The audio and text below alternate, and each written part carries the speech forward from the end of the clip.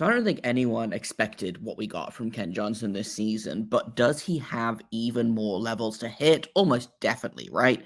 But we're going to discuss Ken Johnson's breakout season and what's coming next on today's Locked On Blue Jackets.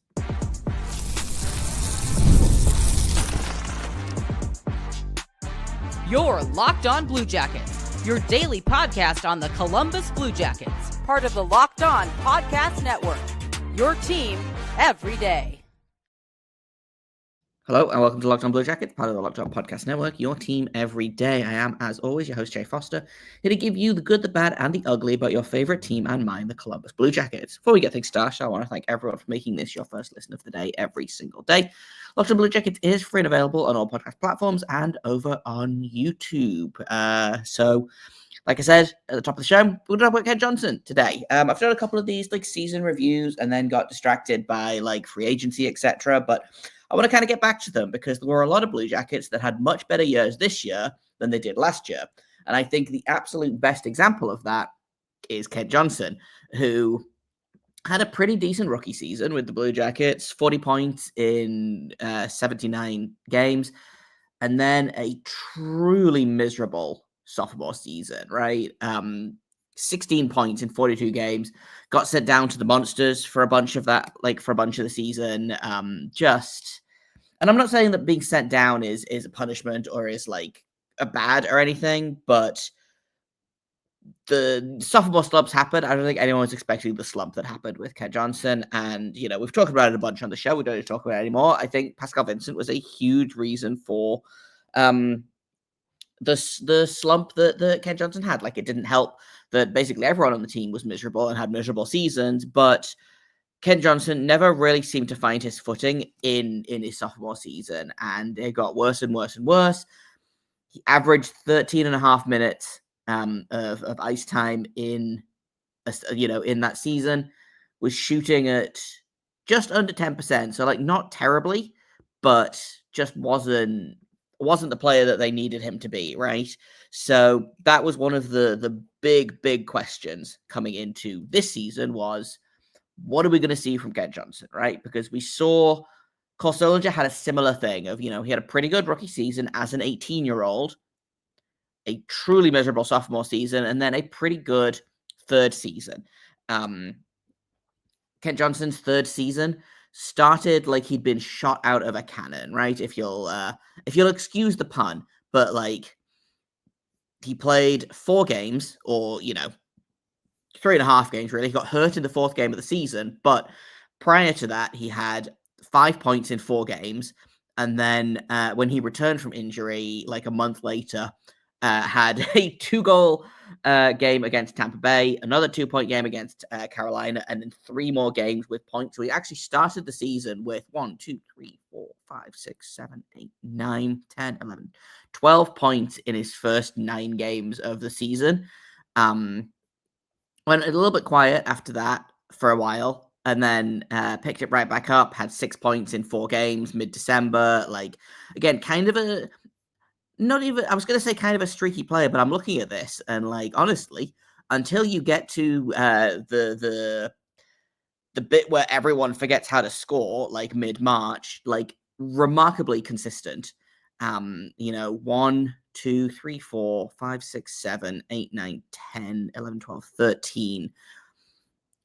13 games without a point up until, again, March 13th, where the shutouts start to happen. Where then, there's 4-game pointless streak and then a 3-game pointless streak. And, but overall, a remarkably consistent season from Kent Johnson, which is great news, right? Obviously, he started the season really, really strong. I think a lot of people were like, this is great. Look at this. But how sustainable is it, right? Turns out, for a season, pretty sustainable. He finished tied for 3rd in scoring on the Blue Jackets, had 24 goals, 33 assists, 57 points, which is, I believe, 17 higher than his previous season high, again, set in his rookie season. And that's the thing. He's 22 years old. He will turn 23 just before or just after the season starts. He is still an incredibly young player, But to see the jump that he had this season is really, really promising, right? There was a lot of people that I think questioned the pick at the time. I know that, he wasn't really who I was looking at. I thought the Blue Jackets were going to go defense. I looked at Simon Edvinsson. I looked at Brent Clark. Kent Johnson didn't really register until Anaheim picked Mason McTavish third overall and really kind of messed the whole thing up. Blue Jackets wanted a center. They got a winger in Kent Johnson. I think he can play center if you need him to, but I think he is much better on the wing. And look at him. Look at how he blossomed under Dean Everson. There was a worry with Everson coming in, right? And I've talked about this a lot, but I talked about this when he was first hired with Seth Topal of Locked on Wild. And he was like, well, yeah, he loves veterans. Like, he has his veteran guys that he loves. And I was worried that we were going to get a whole other season of, playing the veterans at the expense of the kids. Simply untrue. Kent Johnson saw his ice time rocket up. He had, on average, 3 minutes more than his previous career high per game. Again, his underlying stats are about what you'd expect for a young player, but he puts, he's putting the work in, and I don't know what he did last summer, but it clearly worked for him because he was phenomenal this season. I think there was a lot of pressure on him. I think and I've talked about this, maybe not recently, but throughout last season, you look at Ken Johnson as a player, and I look at him and I'm like, this kid has confidence, right? And the kind of confidence that doesn't get shaken by bad play, right? It seems impossible. He seems like you can't rattle him. You don't see a lot of, he's holding the stick too tight. He's overplaying the puck. He's trying too hard, right? It's weird. He seems completely chill at times, but also if you blink, you might miss him doing something completely insane, right? And that was when he was drafted. We talked a lot about his jump out of your seat skill, right? I hate to. It always feels kind of in poor taste to make this comparison, but I do get a lot of I watch him play and I'm like, there's something, especially this season, there was something really Gaudreau-like about the way he played. And that's why I pushed so hard for him to play with Sean Monahan for a lot of the season, right? And we'll get to kind of his future line mates on this team in a second here. But he sees the game in a very similar way to how Gaudreau sees the game. And I think, partially that's their undersized wingers that have some speed and just are off the charts intelligent, right? On the ice, anyway. We'll not get into how intelligent off the ice. But I see a lot of Johnny Gaudreau in Kent Johnson, and I know, I saw that a lot this season, especially, which is a really, really good sign because, Johnny Gaudreau is what you want your, I'm going to say, undersized players to be. And Kent Johnson, I got a little bit of stick for saying this last time about Kent Johnson's undersized. Yes, he is 6'1". He's also 180 pounds, which you would expect someone who is 6'1" and plays in the NHL to be a little bit beefier, right? He's put on some weight this season, but he's never going to be the biggest guy, right? He's never going to look like he's 6'1". He's probably never going to fill that frame out completely. He looks stronger. He's really, really worked on his skating. Obviously, his hands have always been there, but it feels like his feet caught up with his hands this season in a way that was really, really satisfying and fun to watch. I've absolutely no complaints with how Kent Johnson's season has gone. Obviously, the injury sucked. He came into the season, shot out of a cannon, got injured 3.5 games in, missed, what was it, 10-ish games, 12 games, comes back. I think a lot of people are like, oh, is he going to be the same player? Has that injury stalled his season before it even starts? And the answer, it turns out, is no, because again, he had 5 points in his first 4 games, gets injured, comes back, and then in the 5 games after his injury, he has 7 points in those 5 games. So, clearly the injury didn't... It kind of slowed him down, but it absolutely did not stop him because he came back and was right back and ready to go, which is really, really great news. So the question becomes, how does he build on this season? What is his ceiling? Like, can we get 80 points out of Ken Johnson next season? I think is what the question I'm asking here is. And we'll talk about how likely that is and how he can achieve that in just a second here on Locked On Blue Jackets. First, I want to tell you about wonderful pistachios. You're looking for a snack that's both delicious and nutritious? Crack into a good source of protein with wonderful pistachios. They're one of the highest protein nuts. Each 1 ounce serving has 6 grams of protein, giving you over 10% of your daily value. Plus, they are packed with fiber and better for you unsaturated fats to help keep you feeling fuller for longer. I love the no shells variety. As we've previously mentioned on the show, I am a gremlin person, and I like to eat my pistachios 14 at a time. Just open the bag and pour them on in there. But if you love cracking open every shell for that satisfying crunch, the in-shell options are a classic favorite. Get snackin and get crackin with the snack that packs a protein punch. Visit wonderfulpistachios.com to learn more. Welcome back to Locked On Blue Jackets. We're going to talk a little bit about what's next for Ken Johnson, right? Kind of in terms of him personally, but also I want to talk a little bit about like what his future with the team is, right? Is he a top 6 winger? Is he, do you staple him to Adam Fantilli for the next 15 years and just enjoy massive, massive success? Or is there somewhere else that he might fit a little bit better? But I want to talk about him kind of personally first, because again, we saw an an off-season workout plan that clearly exploded in practice, right? And his criticism, I think, has always been he's not physical enough. He's not hard enough on the puck. He's too small. He's too undersized. He's not strong enough. Well, it seems like his game works for him, right? Again, 57 points in 68 games. Like, if we prorate that up to 82 games, then you get, I'm doing math on the fly, which is fine and normal, he would be about a 69, 70 point player this season. It doesn't seem like, again, and this is if he can stay healthy, if he can stay healthy and play 82 games next season, 80 points doesn't seem too far out, right? It's 10 more points than he had this season. He's got 14 more games to do it in.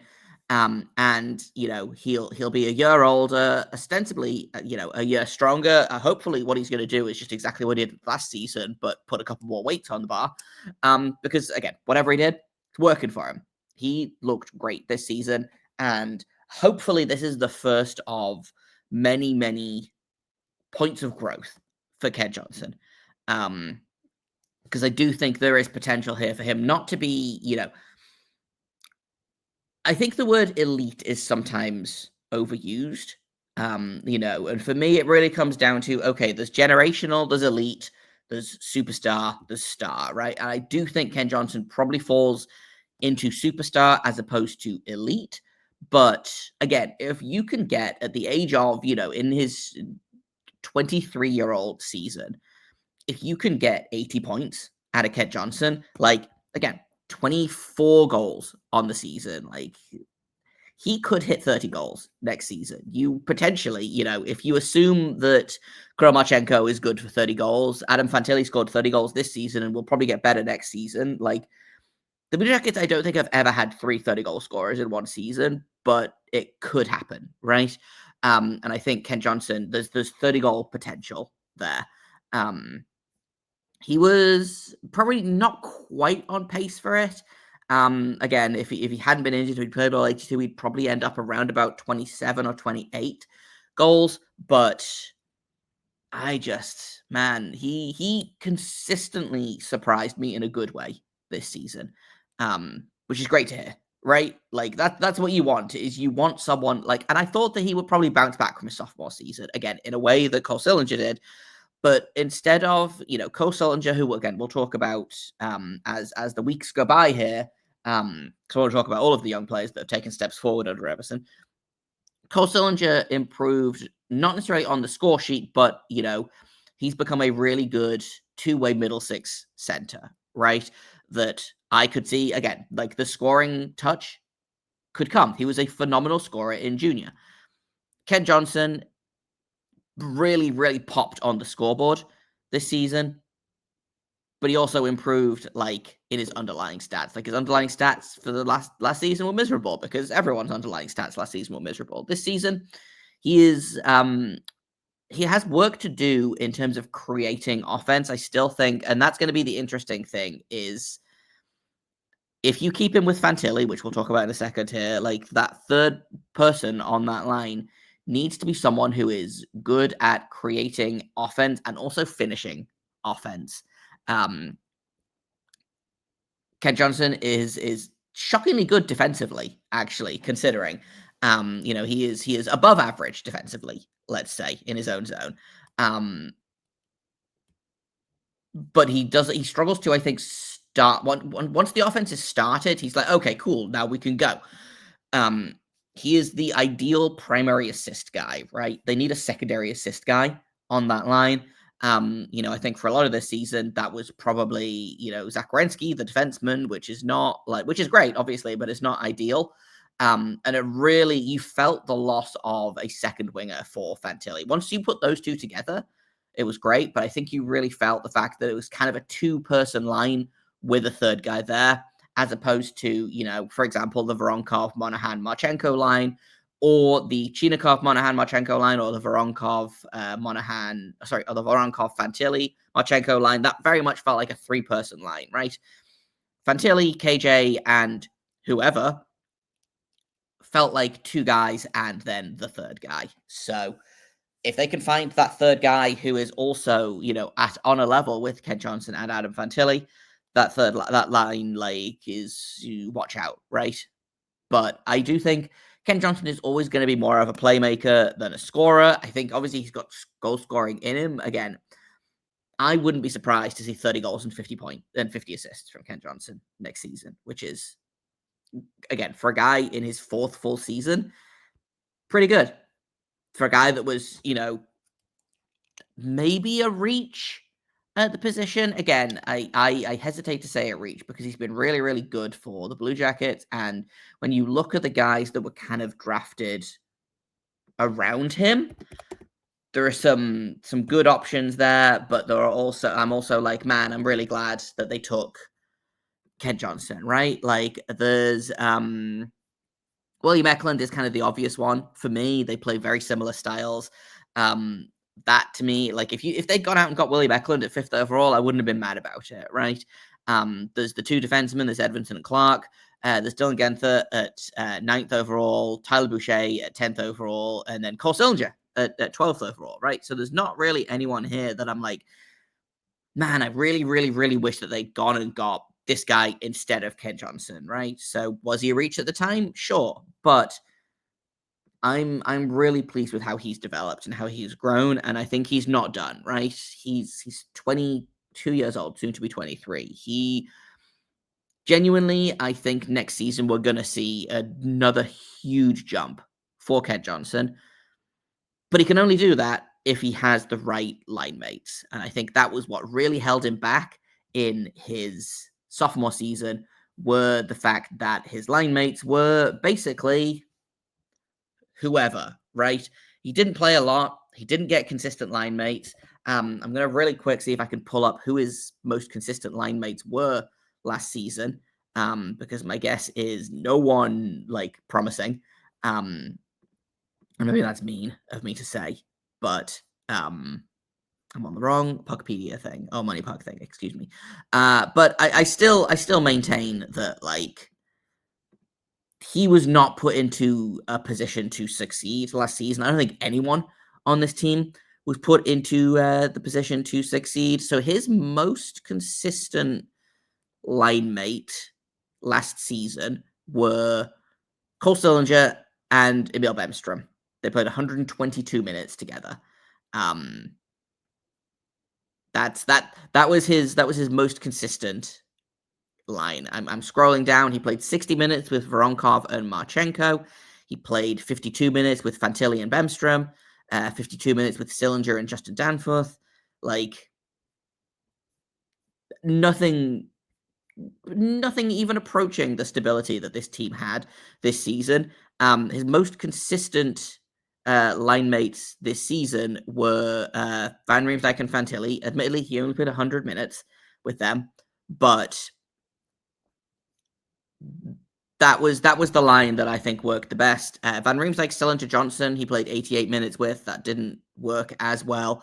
And again, he was one of the unfortunate guys that got bumped around a fair amount because he was finding success no matter who he was paired with, right? Like Jenna Fantilli Johnson was great. Van Riemsdyk, Monahan Johnson was fine. Johnson, Sillinger, Olivier, shockingly good. And I'm going off of expected goals percentage here. So all of these lines were above 50%, which is great news. And it does feel like Ken Johnson became much more of a driving force than a passenger on a line, which I know that I've just said that they need a guy to start the offense, but you need a guy to turn the ignition on the car, right? Once the ignition is on, the car is going. Ken Johnson is an engine. He's not an ignition. This line, which again we'll talk about in a second, needs an ignition. So who is the best person on this team to do that right now? Or are they going to have to go elsewhere to try and find out? And we'll discuss that in just a second here on Locked On Blue Jackets.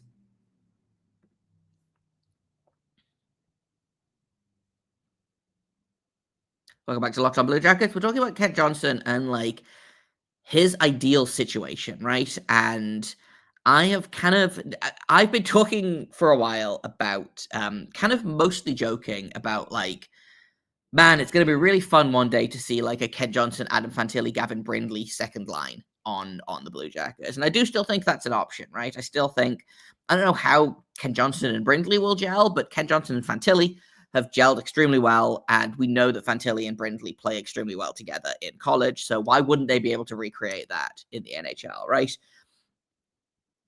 The question becomes, is there a better option?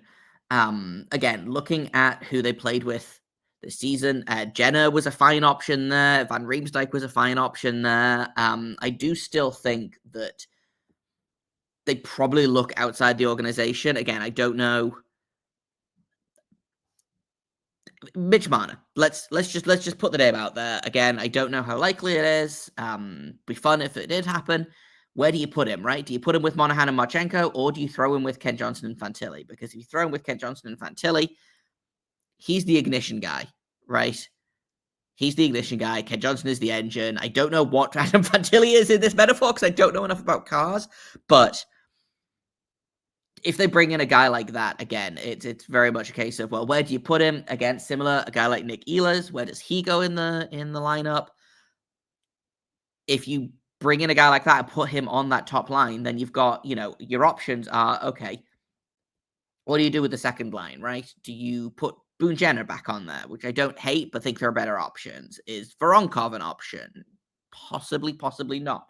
If Chinakhov manages to find his game again, is he an option, right? Do you move, and I don't necessarily agree with this, but do you move Cole Sillinger from center to wing and see how that does, and have Fantilli centering Sillinger and KJ? Like, there's a lot of options. Again, there's options that, so it could be someone who has a really good camp. It could be one of the many free agents that we've talked about, and again, we talked about two of them yesterday. Like Claude Giroux, I think still has top six in him.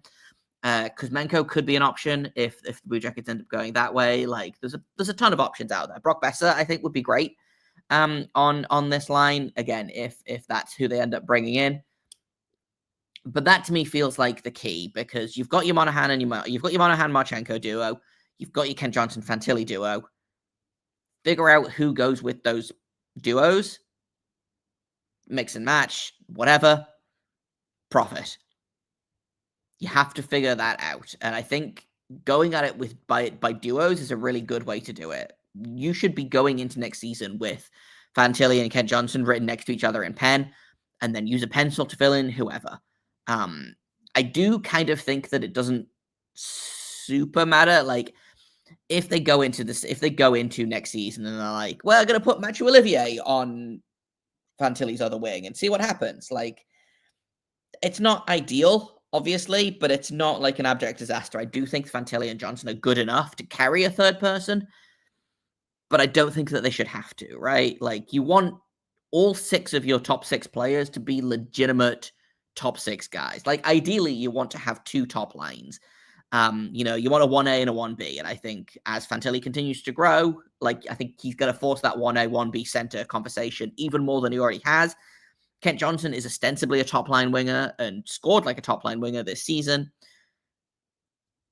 Do you split up Fantilli and Johnson as well? Like, is the option there to put Johnson on that top line and really load that Johnson, Monahan, Marchenko lineup and figure out what you're going to do with Fantilli? Again, Fantilli is a guy we'll talk about probably later on this week because I'm going down in order of who scored the most. So Adam Fantilli is next up on my list, I believe. But do you put Johnson and Monahan together and see what happens? Again, going back to, I think there's something Gaudreau-like in Johnson's game. Gaudreau and Monahan played extremely well together. I think that there could be something there. So it really depends on how you want your top 6 to go. I do think your top 6 should be versatile. I think you should be able to scramble the lines without having too many issues. But the ideal, obviously, is that you have your 2 duos and then you mix and match as necessary from there. But to kind of sum up my whole thing about Kent Johnson, great young player, is only going to keep getting better. And I hope that everyone who wanted him traded at the middle of last season has kept their receipts. I haven't, but I hope that you have changed your mind on this player because I do think he is, again, when he was drafted, they said he's got jump out of your seat skill. And I think that we saw that this season, like I still think one of the best goals that was scored this entire season by a Blue Jacket was that like spinning round backhand that he scored on James Reimer in one of the Buffalo games. Now they did end up losing that game, but I still think like that for me is a top 3 goal scored by a Blue Jacket all season. Maybe top 2. Like, don't push me on what the other ones are because I can't think of them right now, but like, that's a goal that I think you're going to see played in highlight reels for a long time. So Kent Johnson gets an A from me. I was going to give him a B and say that there's room to grow when there is, but I think when you consider the improvement from last season to this season, I think Kent Johnson, you got to give him an A. A grade on a curve. I still don't know what that means. I'm not going to learn what it means, but what it means for me is Kent Johnson gets an A, and that's about all I have to say on that. That's all I've got for today as well. Tomorrow we'll be back with a brand new episode. We'll probably do another free agent. I don't know who yet. So if you have suggestions, throw them in. I've still got a couple of guys on my list that I want to try to get to. But if there's anyone that you think that I haven't thought about, feel free to suggest him. I've been Jeff Foster. You can find me on Blue Sky over at JAKOBFORSTER. You can find the show at LO_Blue Jackets on Twitter. If you have comments, questions, criticisms, you can email me at lockedonbluejackets@gmail.com. Thank you once again for listening, for making it your first listen of the day every single day. We are free and available on all podcast platforms and over on YouTube. Once again, I'll be back tomorrow with a brand new episode. Until then, however, make sure you stay locked on.